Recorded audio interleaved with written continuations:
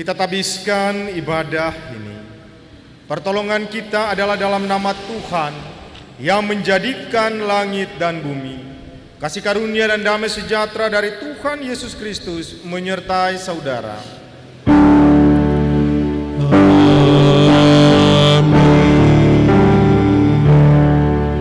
Tema perjumpaan dengan Kristus adalah damai sejahtera bagi gereja.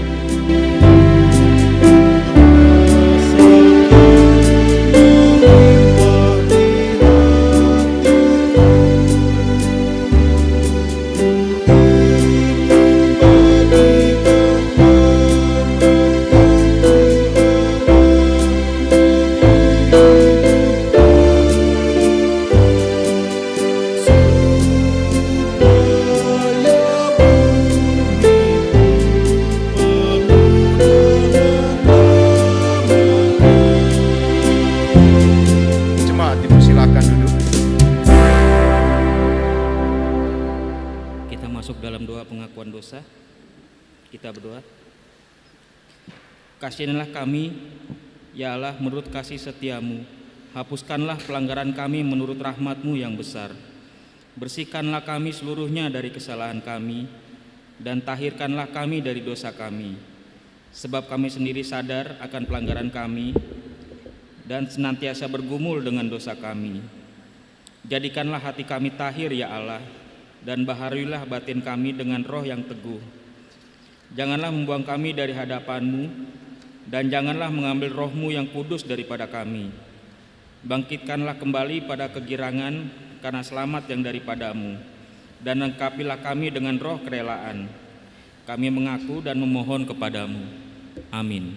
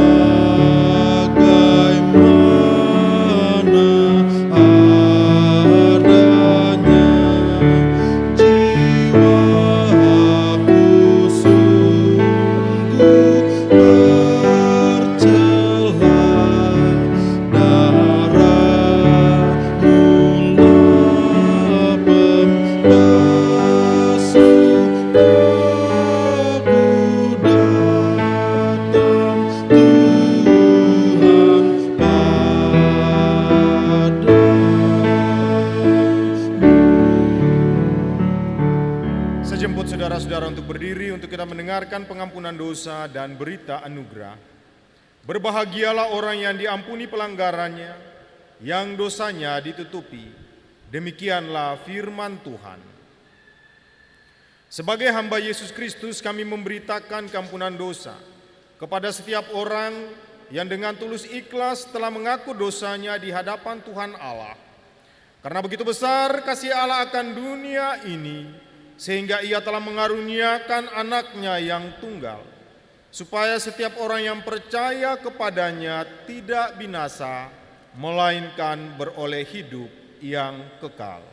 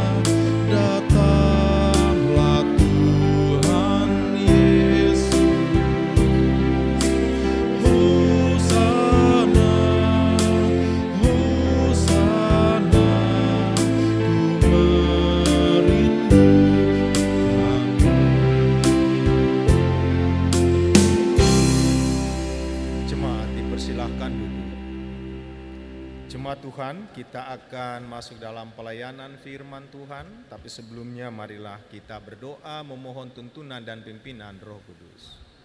Di pagi hari ini ya Tuhan, kami sebagai anak-anak-Mu dalam persekutuan Poktenel Sunter, kami datang beribadah, memuji memuliakan nama-Mu.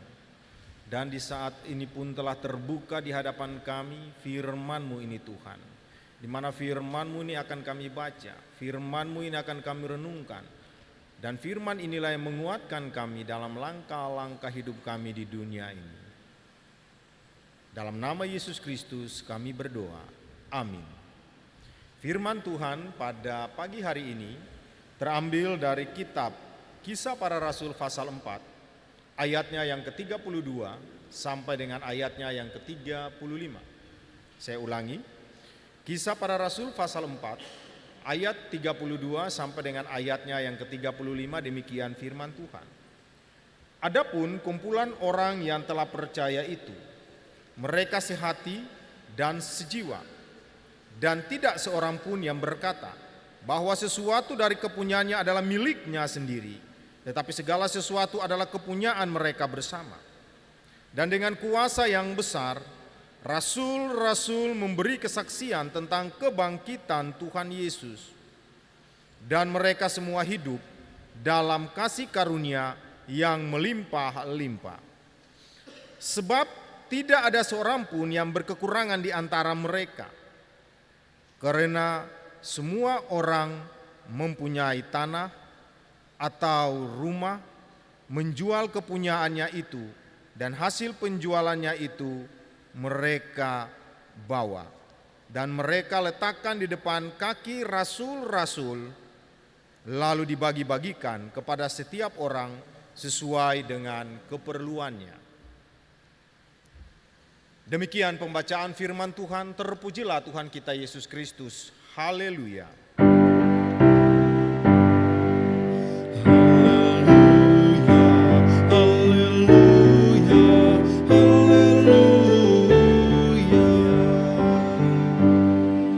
Shalom Bapak Ibu yang diberkati oleh Tuhan. Di pagi hari ini kita sudah membaca firman Tuhan dari kitab Kisah Para Rasul pasalnya yang keempat, ayatnya yang ke-32 sampai dengan ayatnya yang ke-36. Nah, dengan tema yang akan kita belajar yaitu perjumpaan dengan Kristus adalah damai sejahtera bagi gereja. Saudara-saudara kekasih Kristus, gereja digambarkan seperti tubuh. Bukan tubuh yang mati, melainkan tubuh yang hidup, yang bergerak, saling melekat satu sama lain. Bapak Ibu yang diberkati oleh Tuhan, bayangkan apa jadinya kalau bagian-bagian tubuh kita terpisah-pisah, berjalan sendiri-sendiri, dan masing-masing ikut kemauannya sendiri-sendiri, pastilah akan kacau. Jadi kesatuan itu bukan hanya penting, melainkan sangat-sangat penting. Kesatuan di dalam gereja. Karenanya kita harus hidup, berusaha untuk hidup dalam kesatuan dan memelihara kesatuan secara terus menerus. Sebab gereja yang mengalami pembaruan adalah gereja yang menunjukkan gereja yang rapi, gereja yang terarah, dan gereja yang mempunyai tujuan. Itu adalah gereja. Bapak Ibu yang diberkati oleh Tuhan, kalau kita sudah melihat, membaca dari ayat 32 sampai dengan ayatnya yang ke-35, kalau kita melihat ini, ada dua hal yang perlu kita tinjau, kita bahas bersama. Yang pertama adalah pada ayat 32 sampai dengan ayat yang ke-33 adalah fondasi. Kemudian ayat 34 sampai dengan 35 adalah aksi. Nah, kalau kita berbicara mengenai yang pertama, kita lihat fondasi. Fondasi itu apa sih? Orang kalau mau membangun sebuah rumah, tentu harus memiliki fondasi yang kuat, memiliki dasar yang kuat. Sebab tanpa dasar yang kuat, tentu angin roboh rumah itu. Ya kan? Jadi harus memiliki fondasi yang kuat. Jadi tentu harus dibangun dengan, biasakan orang kalau bangun itu dengan batu-batu kali, ya kan, bukan dengan atau batu karang, ya kan, untuk bagaimana membuat supaya dasarnya itu kokoh dan kuat. Nah, kalau kita berbicara mengenai fondasi ini, kita lihat bahwa jemaat mula-mula ini yang berada di Yerusalem itu pada saat itu, tentu mereka juga sudah melihat turunnya Roh Kudus. Bagaimana Roh Kudus itu turun seperti yang sudah dijanjikan oleh Yesus sebelum dia terangkat ke sorga. Nah, disitulah para murid-murid bisa melihat akan suatu hal yang luar biasa, mujizat yang luar biasa. Ya, jadi itu dasar yang kuat adalah Roh Kudus. Sebab Kristus itu bukan mati lalu tidak pernah bangkit. Tapi Kristus itu mati dan bangkit memberikan kemenangan kepada orang-orang yang percaya kepadanya. Nah, sehingga dari fondasi itu para jemaat mula-mula ya maupun para rasul itu sudah menanamkan dalam kehidupan mereka bahwa Yesus itu benar-benar Mesias, Yesus itu benar-benar yang diutus oleh Allah untuk bagaimana menyelamatkan dunia ini. Jadi landasan mereka sudah kuat. Kemudian yang kedua, yaitu mereka melihat akan khotbah Petrus. Ya, khotbah Petrus, di mana orang-orang yang mendengar akan khotbah Petrus itu jumlahnya kurang lebih 3.000 orang memberi diri dengan sepenuh hati untuk dibaptis menjadi pengikut Kristus yang setia. Nah, tentu dengan apa yang sudah terjadi sehingga fondasi dasarnya itu sudah sangat kuat bagi jemaat mula-mula. Karena mereka sudah melihat akan apa yang sudah diperbuat oleh Yesus itu. Nah, kemudian Bapak Ibu yang diberkati oleh Tuhan, sekarang kita melihat yang kedua, ayat 34 dan ayatnya yang ke-35. Nah, kalau berbicara aksi, kalau kita sudah lihat tadi, mereka beraksi itu karena apa? Karena para murid-murid sudah menyampaikan, atau para rasul-rasul sudah menyampaikan kepada mereka bahwa yang tadi sudah saya sampaikan, kebangkitan Kristus itu bukan suatu hoaks, tetapi benar-benar kebangkitan Kristus. Sebab dengan kebangkitan Kristus, kalau kita baca pada ayatnya yang ke-33, dan dengan kuasa yang besar rasul-rasul memberi kesaksian tentang kebangkitan Tuhan Yesus, dan mereka semua hidup dalam kasih karunia yang berlimpah-limpah. Ya. Nah, jadi kebangkitan Kristus itu bukan suatu hal hoaks, tetapi suatu hal yang nyata dan bukti sudah mereka lihat. Nah, sehingga mereka mau melaksanakan aksi itu. Ya. Aksi itu pada ayat 34 dan 35 dikatakan bahwa sebab tidak ada seorang pun yang berkekurangan di antara mereka, karena semua orang yang mempunyai tanah atau rumah menjual kepunyaannya itu, dan hasil penjualannya itu mereka bawa. Nah, kita lihat pada waktu zamannya mereka di sana itu, harta yang paling sangat-sangat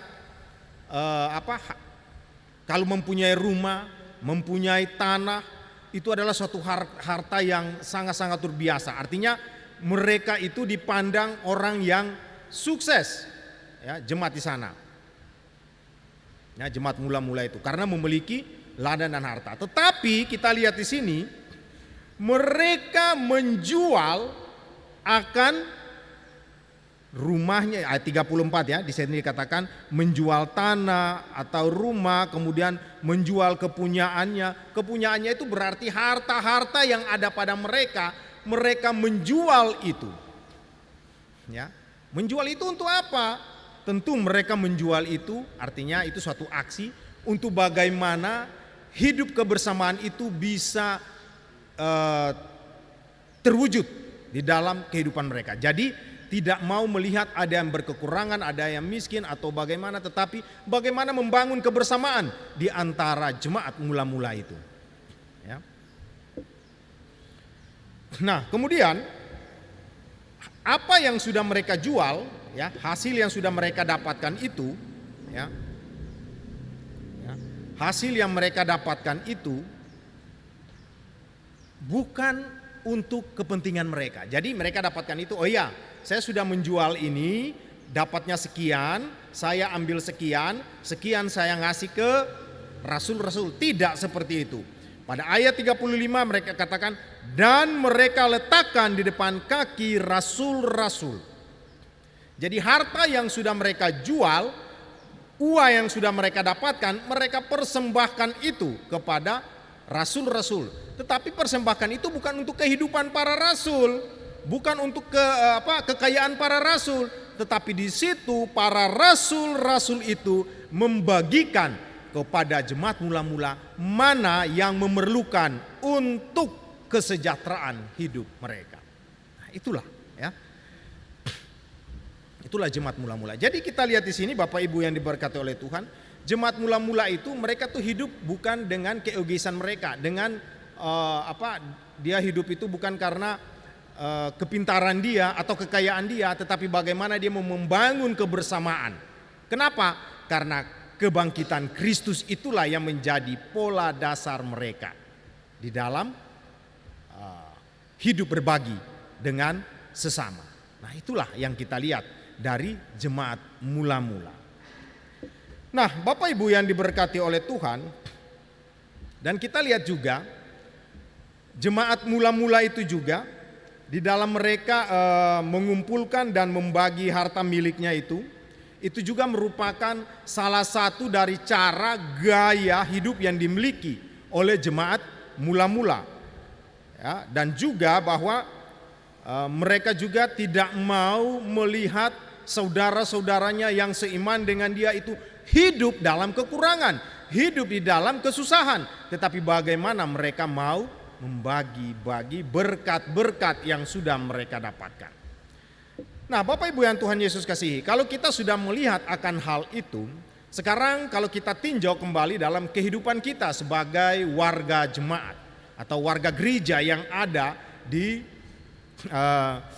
ya bisa dibilang dunia ini, Indonesia khususnya, dan khusus kepada kita di Pok Tenel Sunter ini. Nah, kita lihat mengapa kita harus membangun kebersamaan atau kesatuan.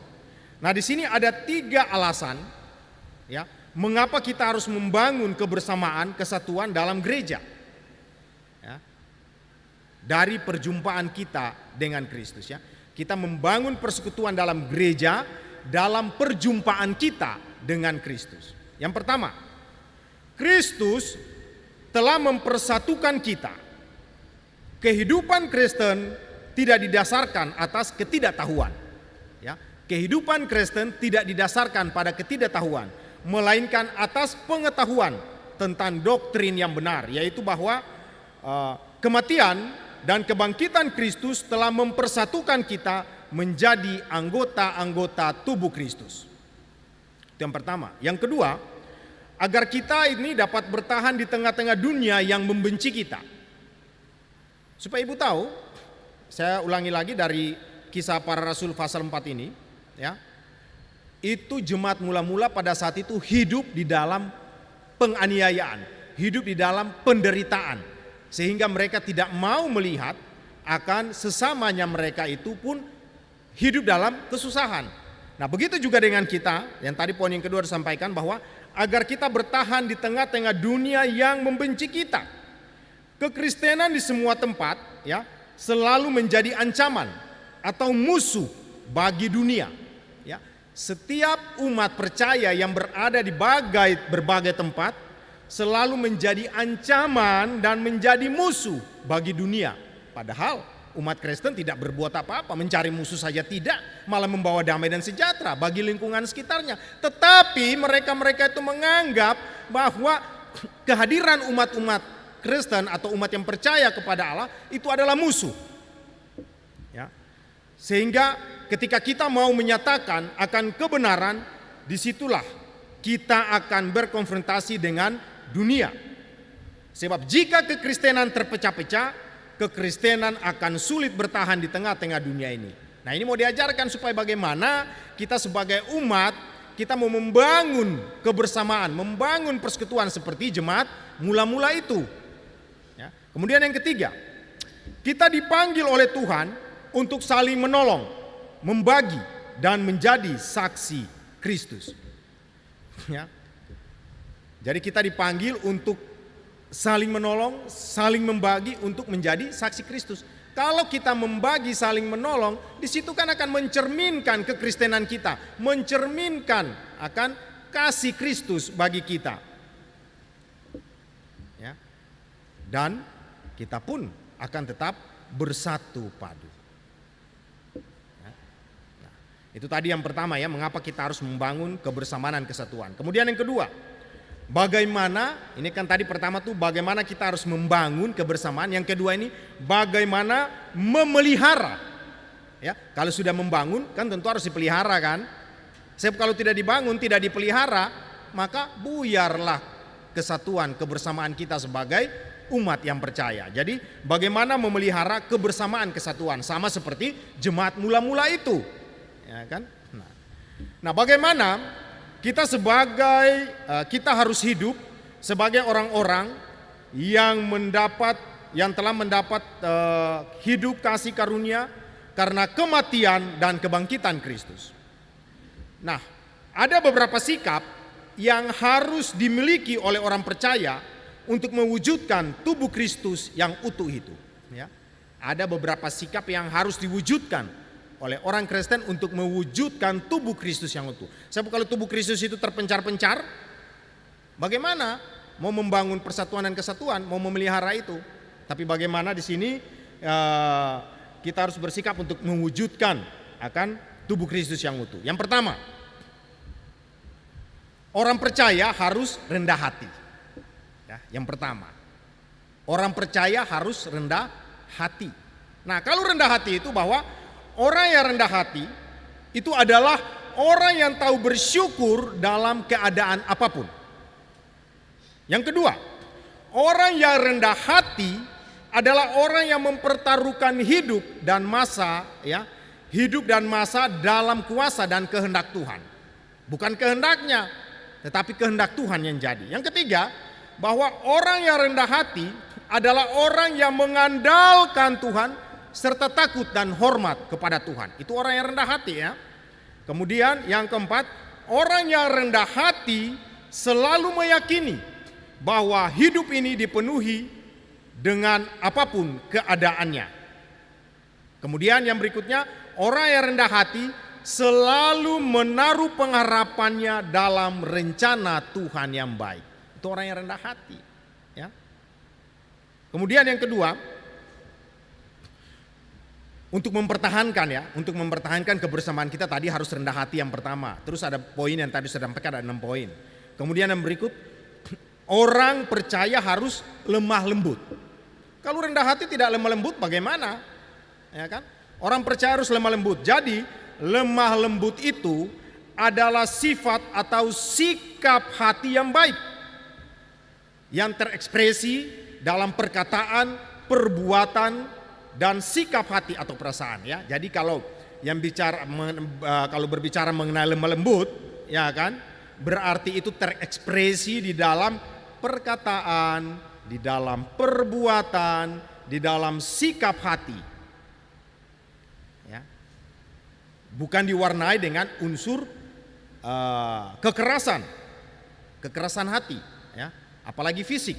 Bukan seperti itu, tapi orang rendah hati harus seperti itu. Ya. Jadi kelemah lembutan memiliki kekuatan untuk mengendalikan kemarahan. Ya, jadi kalau orang lemah lembut dia tidak akan marah, ya kan? Sehingga orang yang lemah lembut itu mengendalikan kemarahan sehingga selalu mampu menciptakan damai bagi sesamanya.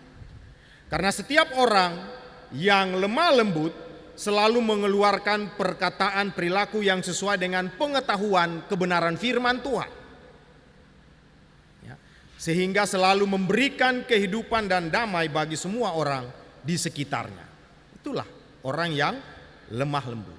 Kemudian yang berikut adalah bahwa orang percaya harus sabar. Jadi tadi sudah yang pertama tuh orang percaya harus rendah hati, kemudian orang percaya harus lemah lembut, kemudian yang ketiga adalah orang percaya yang harus sabar. Ini untuk mempertahankan, ya, memelihara akan kebersamaan kita di dalam persekutuan dalam jemaat. Jadi orang percaya harus sabar.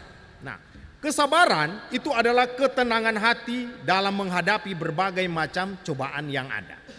Kesabaran adalah lawan dari kemarahan, ya. Tidak ada pada tempatnya kemampuan untuk menahan di dalam diri menghadapi situasi-situasi sulit. Sifat tenang, tabah, tidak tergesa-gesa atau terburu nafsu. Harus sabar orang percaya. Jadi jangan tergesa-gesa, terburu nafsu. Ya, harus tabah. Jadi kalau ketika orang lain marah, menyakiti atau berbuat jahat kepada kita, mungkin tanpa pikir panjang kita ingin segera membalasnya atau mendampratnya.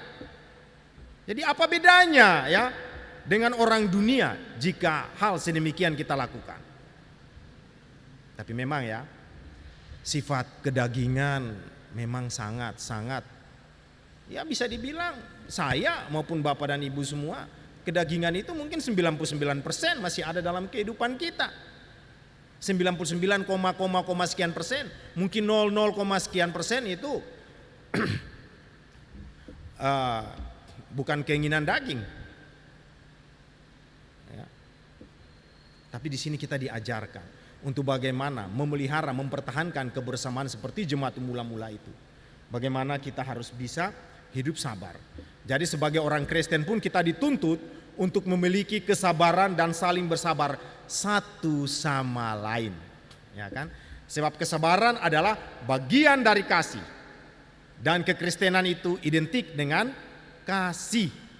Sebab seperti tertulis di dalam 1 Korintus pasal 13 ayat 4 dikatakan, kasih itu sabar, kasih itu murah hati, ia tidak cemburu, ia tidak memegahkan diri, dan tidak sombong.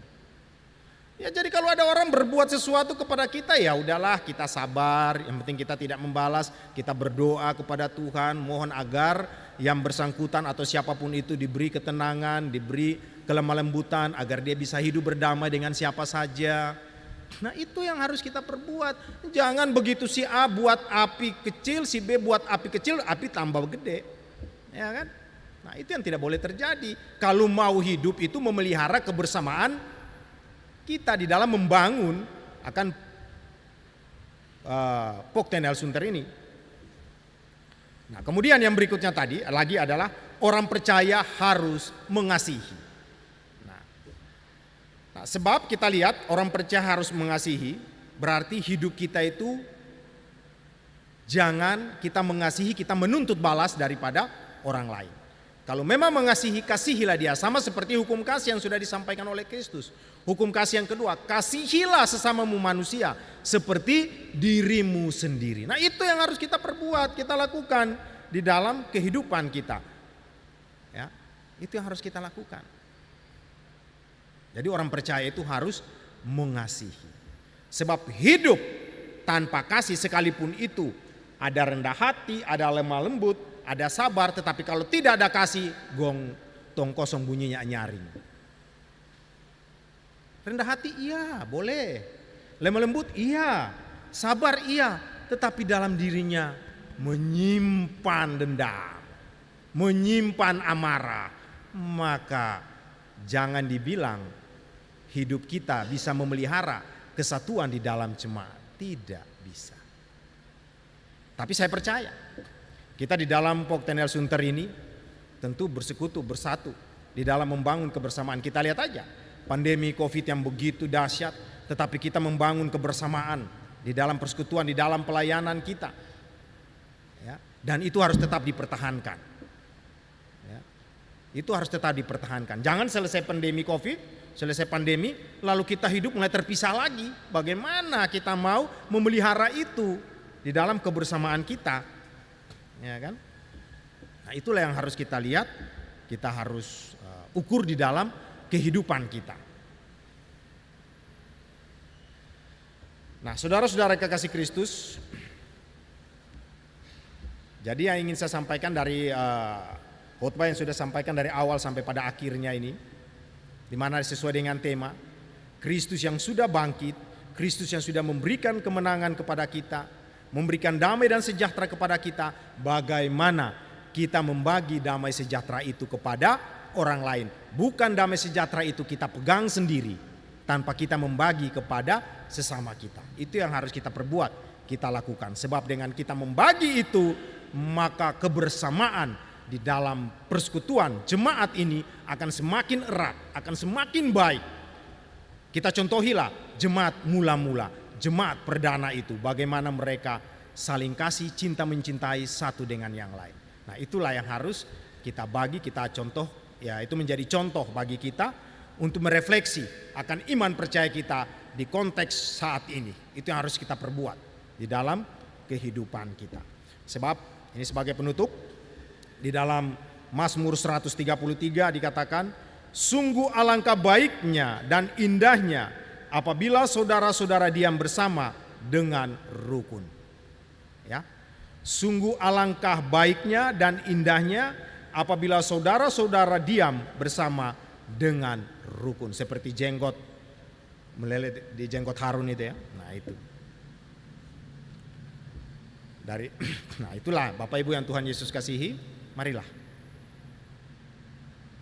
Ini bukan pesan Pendeta Johndri, tapi ini pesan daripada Tuhan kita Yesus Kristus. Marilah kita bangun kebersamaan di dalam hidup berjemaat. Saling kasih mengasihi. Kita boleh membentuk, tapi memeliharanya sangat sulit. Nah, tadi saya sudah sampaikan bagaimana memeliharanya itu.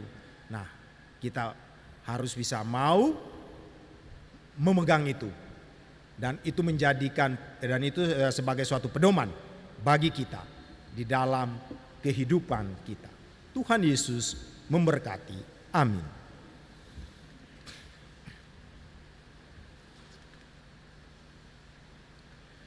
Bapak Ibu yang diberkati oleh Tuhan, mari kita satu dalam doa syafaat.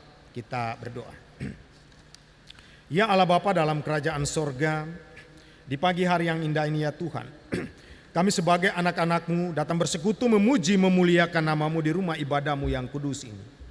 Di saat ini ya Tuhan, kami datang dengan sukacita dan damai sejahtera. Kami menanggalkan beban berat kami.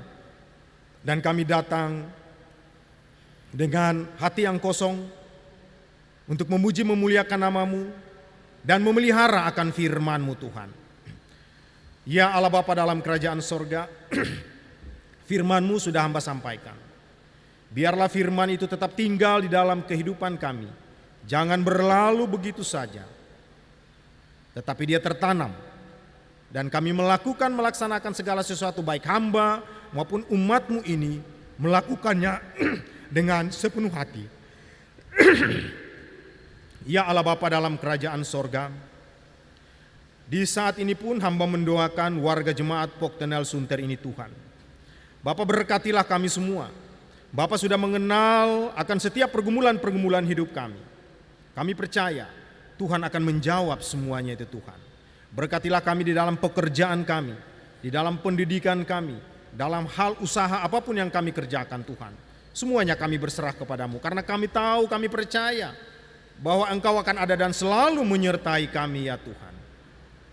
Karena Engkau mati dan bangkit, memberikan kemenangan kepada kami. Ya Allah Bapa dalam kerajaan sorga, di saat ini Tuhan hamba mendoakan umat-Mu yang sakit, yang dirawat di rumah dalam pemulihan, maupun yang dirawat di rumah sakit ya Tuhan. Yang pertama, hamba mendoakan bagi saudara-saudara kasih kami yang dirawat di rumah dan dalam pemulihan, yaitu Bapak Henry M. Pangribuan, Ibu Aspita Tampu Bolon, Bapak Ateng, suami dari Ibu Lili Ateng, Ibu Rosana Saragi Boru Hutapea, Ibu Lilik Niki Julu, Saudari Yohana Lubis, Ibu Tio Rugun Gurning Boru Sirait, Ibu Margaret Akaunang Singal, Bapak AJM Suharto, Bapak Rudi Suhadi, Ibu Suhadi. Ya Allah Bapa dalam kerajaan sorga, nama-nama yang sudah saya sebutkan dalam pemulihan itu Tuhan, berikanlah semangat hidup kepada mereka, berikanlah sukacita kepada mereka, pulihkanlah mereka ya Tuhan. Sebab kami percaya bahwa Tuhanlah yang akan ada dan selalu menyertainya.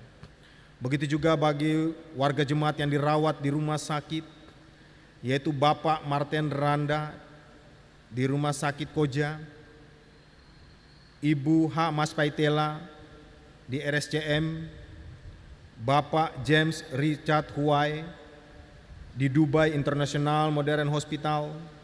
Ya Allah Bapa dalam kerajaan sorga, berkatilah para medis yang menangani mereka, agar obat-obatan yang diberikan oleh para medis itu dapat memberikan kesembuhan dengan pertolongan daripadamu Tuhan.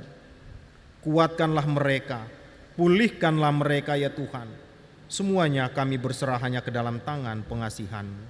Karena kami percaya bahwa kuasa dan kasih Kristus itu ada dan selalu menyertai akan warga jemaat Poktenel Sunter dalam masa pemulihan maupun yang dirawat di rumah sakit. Hamba juga mendoakan bagi warga jemaat yang berulang tahun perkawinan maupun ulang tahun kelahiran. Ulang tahun kelahiran yaitu Saudari James Edward Pasman dan Saudari Rianti Sinaga yang berulang tahun kelahiran pada hari ini 11 April ya Tuhan. Begitu juga bagi warga jemaat yang berulang tahun dalam sepekan ini Bapa, berkatilah mereka ya Tuhan. Biarlah mereka tetap senantiasa selalu bersyukur dan berterima kasih. Sebab apa yang mereka dapatkan itu bukan karena kuatan perkasahnya mereka, tetapi itu adalah anugerah dan cinta Tuhan bagi mereka ya Allah. Ya Allah Bapa dalam kerajaan sorga, semuanya kami berserah hanya ke dalam tangan pengasihan-Mu. Warga jemaat Poktenal Sunter, dan di saat ini juga ya Tuhan, hamba juga mendoakan akan para pelayan-pelayan-Mu di Poktenal Sunter ini, baik para pendeta, para majelis penatua dan diaken, maupun pegawai-pegawai gereja. Bapa berkatilah mereka semua ya Tuhan, berikanlah kesehatan dan kekuatan kepada mereka, agar mereka tetap bersemangat di dalam melayani akan Engkau ya Allah. Ya Allah Bapa dalam kerajaan sorga, di saat ini pun hamba mendoakan bangsa dan negara kami ini Tuhan, di mana bangsa dan negara kami ini mengalami suatu hal yang sangat luar biasa, yaitu pandemi COVID yang sudah 1 tahun lebih ya Tuhan. Tapi kami percaya ya Allah, bahwa apapun yang terjadi di dunia ini ada awal dan ada akhirnya.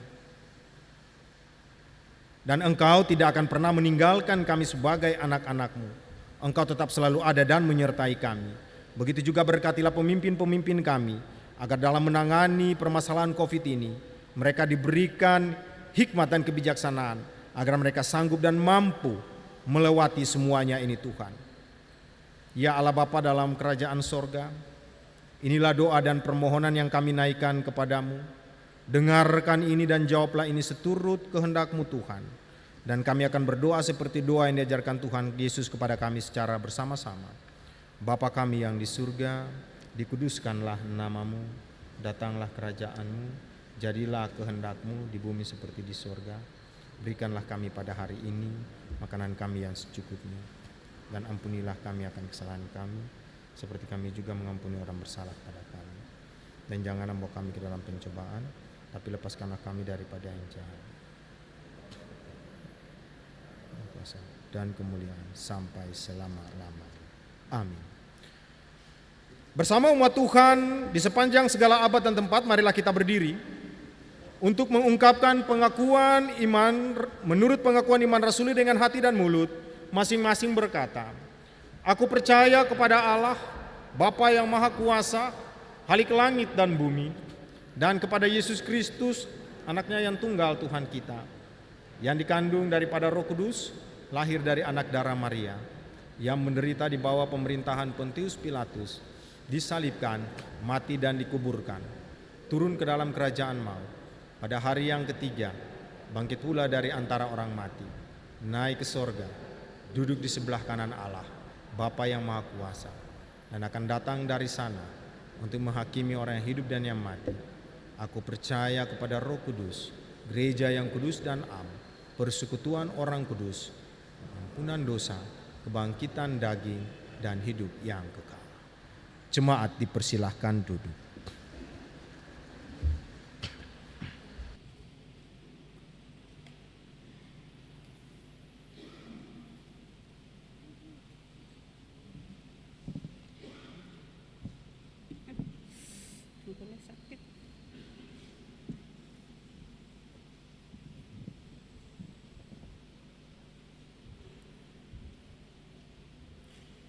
Bapak Ibu yang dikasihi Tuhan Yesus Kristus, kini saatnya kita akan memberikan persembahan syukur. Dimohon pada saat memberikan persembahan, jemaat mengikuti arahan dari majelis yang bertugas persembahan. Terima kasih. Marilah kita naikkan ucapan syukur kepada Tuhan dengan memberi persembahan kepadanya.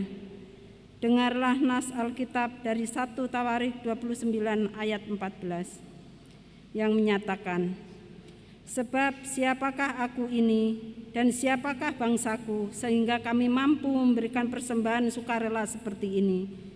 Sebab daripada mula segala-galanya dan dari tanganmu sendirilah persembahan yang kami berikan kepadamu. Kita akan angkat pujian dari betapa kita tidak bersyukur.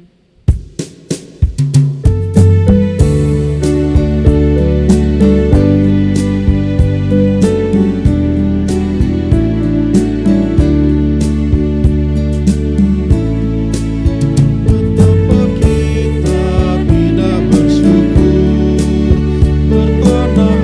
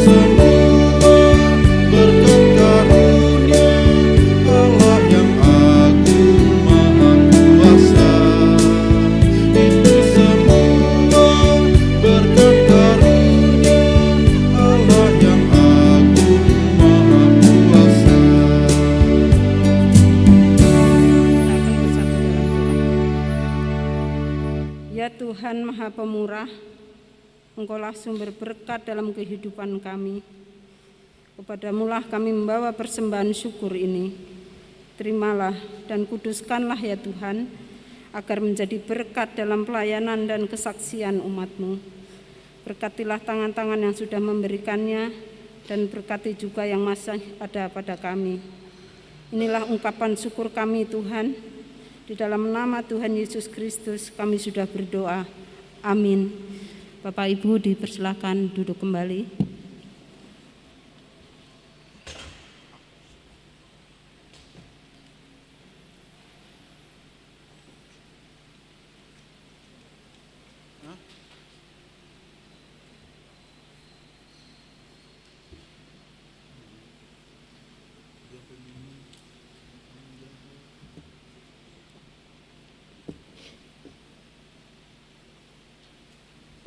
Warta Jemaat, Minggu 11 April 2021. Kepada jemaat yang baru pertama kali mengikuti ibadah di Gereja POK TNI Angkatan Laut Sunter, kami atas nama Majelis Jemaat mengucapkan selamat beribadah. Kiranya damai sejahtera menjadi bagian kita dalam persekutuan ibadah saat ini. Kepada jemaat yang memerlukan pelayanan pastoral dan keterangan lainnya, dapat menghubungi Sekretariat POK TNI Angkatan Laut Sunter setiap jam kerja, Selasa sampai dengan Sabtu, pukul 9.00 sampai dengan 15.00 WIB.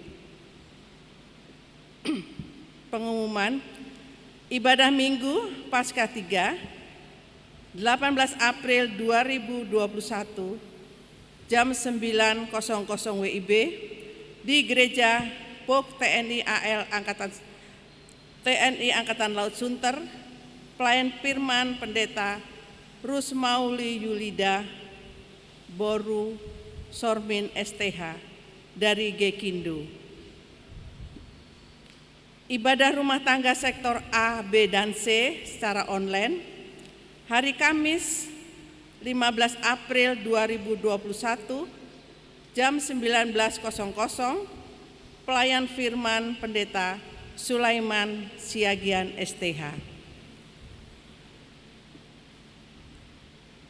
Ibadah Komisi Pelayanan Anak dengan menggunakan aplikasi Zoom hari Minggu 18 April 2021 jam 8.00, Kakak Layan Kak Lia Bayin.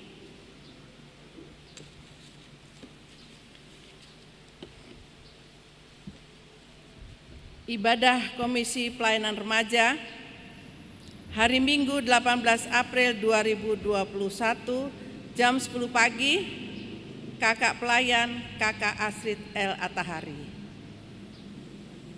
Dihimbau kepada seluruh jemaat agar tidak membawa anak usia di bawah 13 tahun pada saat ibadah minggu dilaksanakan di gereja, kecuali pada ibadah khusus seperti ibadah baptisan anak dan ibadah pentabisan sidi baru.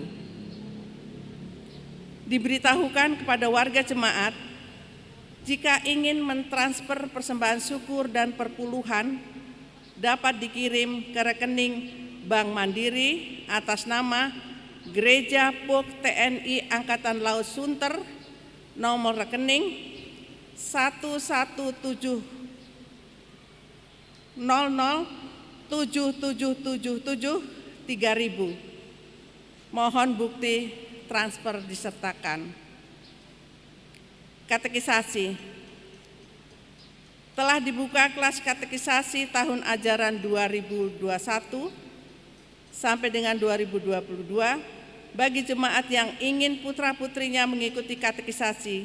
Silahkan mendaftar ke Sekretariat Gereja POK TNI Angkatan Laut Sunter dengan membawa fotokopi baptis dan akte kelahiran putra-putrinya. Sehubungan dengan telah terjadinya musibah banjir bandang dan longsor di wilayah NTT akibat dari badai tropis Saroja pada tanggal 2 sampai dengan 4 April 2021 yang lalu, maka kami menginformasikan kepada jemaat bahwa kotak donasi untuk Nusa Tenggara Timur dibuka dalam ibadah minggu ini 11 April dan tanggal 18 April 2021. Kotak donasi untuk Nusa Tenggara Timur akan dikirim melalui BP POK DKI. Atas perhatian dan partisipasi dari jemaat, kami ucapkan terima kasih. Laporan keuangan. Saldo bendahara Gereja POK TNI Angkatan Laut Sunter per tanggal 11 April 2021 total Rp50.762.093. Dana pembangunan lantai 2 gedung sekolah minggu dan perpustakaan Gereja POK TNI Angkatan Laut Sunter per tanggal 11 April 2021 sebesar Rp244.914.086.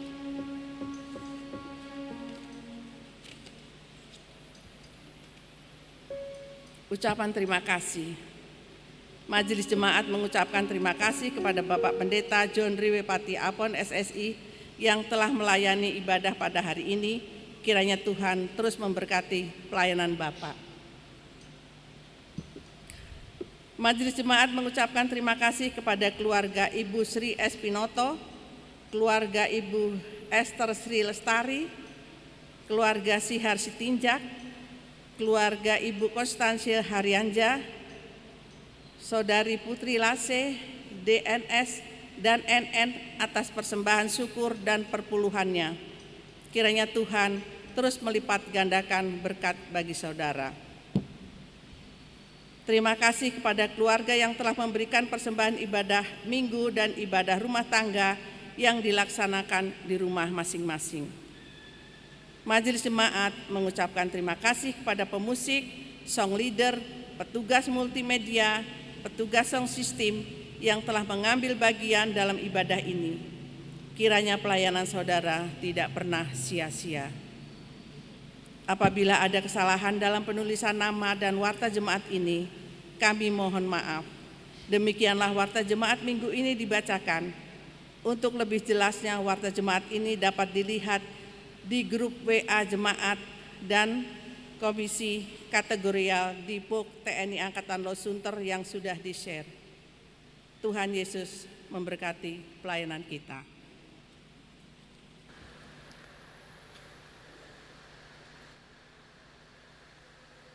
Saya jemput saudara-saudara untuk berdiri. Saudara-saudara kekasih Kristus, kembalilah dan lakukanlah firman yang telah saudara dengar dan jadilah saksi Kristus. Mari kita nyanyikan nyanyian pengutusan Kidung Nyemat 400 bait yang pertama.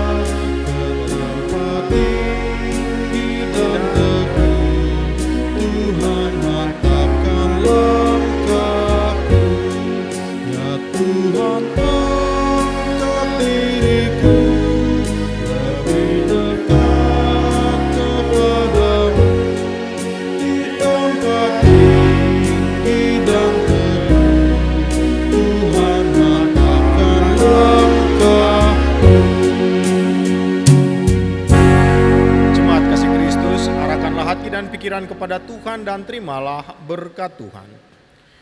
Tuhan memberkati engkau dan melindungi engkau. Tuhan menyinari engkau dengan wajah-Nya dan memberi engkau kasih karunia. Tuhan menghadapkan wajah-Nya kepadamu dan memberi engkau damai sejahtera.